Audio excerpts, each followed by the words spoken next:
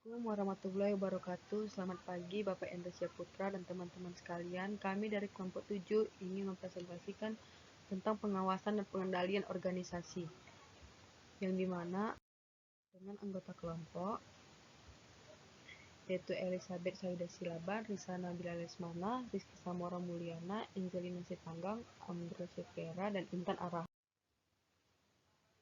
Pengertian pengawasan. Pengawasan adalah proses dalam menetapkan ukuran kinerja dan pengambilan tindakan yang dapat mendukung pencapaian hasil yang diharapkan sesuai dengan kinerja yang telah ditetapkan tersebut, menurut Shears-Merhon. Yang kedua, menurut Stoner, Freeman, and Gilbert, pengawasan adalah proses untuk memastikan bahwa segala aktivitas yang terlaksana sesuai dengan apa yang telah direncanakan. Kemudian ada fungsi pengawasan. Yang pertama, untuk menilai apakah setiap unit-unit telah melakukan kebijaksanaan dan prosedur yang menjadi tanggung jawabnya masing-masing. Yang kedua, untuk menilai apakah surat-surat atau laporan yang dihasilkan telah menggambarkan kegiatan-kegiatan yang sebenarnya secara cermat maupun tepat. Yang ketiga, untuk menilai apakah pengendalian manajemen sudah cukup memadai dan dilaksanakan secara efektif. Yang keempat, untuk meneliti apakah kegiatan sudah terlaksana secara efektif, yaitu mencapai tujuan yang telah ditetapkan sebelumnya.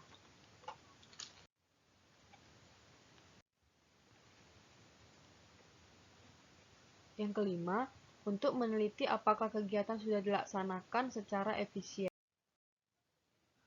Kemudian ada tujuan dari fungsi pengawasan. 1. Adaptasi lingkungan. Kedua, meminimalkan kegagalan.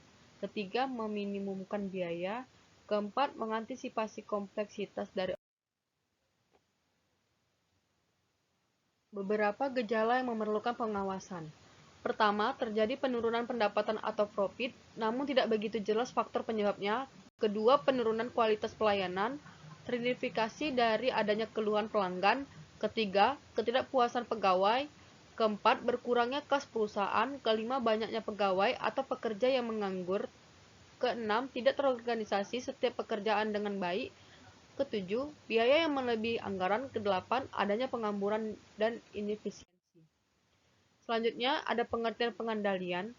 Menurut Arnold Kuhn, pengendalian adalah pengukuran dan perbaikan terhadap pelaksanaan kerja bawahan agar rencana-rencana yang telah dibuat untuk mencapai tujuan perusahaan. Kemudian, ada faktor yang mempengaruhi sistem pengendalian manajemen. Ukuran dan penyebaran enterprise. Ukuran dan tingkat penyebaran perusahaan besar tentunya akan berbeda dari perusahaan kecil. Kemudian ada struktur organisasi, delegasi, dan desentralisasi. Anggaran dasar dan konvensi akan mengatur seluruh struktur organisasi perusahaan dan sejauh mana desentralisasi dan delegasi pada seluruh perusahaan. Selanjutnya ada jenis pusat tanggung jawab, yang dimana sistem pengendalian manajemen yang berbeda sangat diperlukan untuk berbagai pusat tanggung jawab dalam suatu perusahaan. Sifat dan pembagian operasi. Sifat dan pembagian operasi pada suatu perusahaan pasti akan mempengaruhi sistem manajemen. Tujuan pengendalian. 1. Agar proses pelaksanaan dilakukan sesuai dengan ketentuan-ketentuan dari rencana. 2. Melakukan tindak perbaikan jika terdapat penyimpangan. Selanjutnya, ada proses pengendalian manajemen. 1. Pemrograman. Dalam tahapan ini, pihak perusahaan akan menentukan program apa saja yang akan dilakukan dan memperkirakan sumber daya yang dibutuhkan untuk setiap program yang sebelumnya sudah ditentukan. 2. Penganggaran. Anggaran akan dinyatakan dalam suatu keuangan tertentu untuk digunakan dalam periode tertentu. Anggaran ini dilakukan berdasarkan kumpulan anggaran dari pusat pertanggungjawaban. 3. Operasi dan akuntansi. Akan dilakukan pencatatan dari berbagai sumber daya yang digunakan dan pendapatan yang diperoleh. Seluruh catatan dan biaya tersebut akan dikategorikan sesuai dengan pemrograman program yang sudah ditetapkan oleh pusat tanggung jawab. 4. Laporan dan analisis.